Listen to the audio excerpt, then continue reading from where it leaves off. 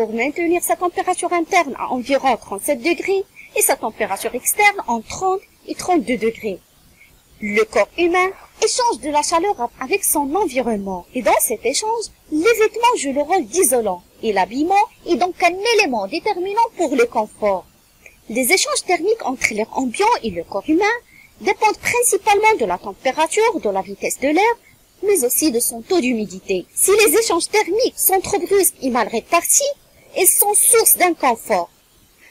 Alors pour diminuer la sensation provoquée par le rayonnement du corps vers les parois froides, il est nécessaire de diminuer la différence entre la température de l'air et la température des parois, des vitrages et de taille adaptée, avec une bonne isolation thermique de toutes les parois opaques, permet d'améliorer significativement la sensation de confort thermique. Donc, la question qui se pose maintenant, c'est quoi la thermique du bâtiment? En fait, la consommation d'énergie du bâtiment est devenue un aspect important de planification. Pour trouver une meilleure isolation et pour installer des systèmes de chauffage et de refroidissement plus efficaces, est également pour une orientation énergétique optimisée. Et c'est ce que nous allons faire dans cette formation de thermique du bâtiment. Et plus précisément, le transfert thermique et l'isolation des murs.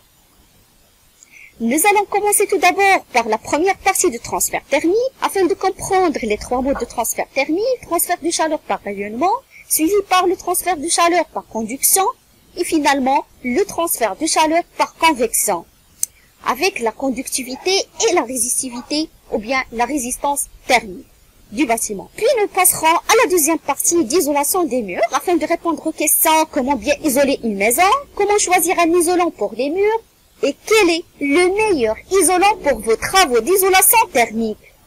Ensuite, nous faisons un apprentissage du logiciel Terransys, et pour finir, nous clôturons cette formation par une modélisation et une simulation sur Terransys bien sûr, d'un bâtiment, afin de réaliser un bilan énergétique du bâtiment, et également avec une étude de cas.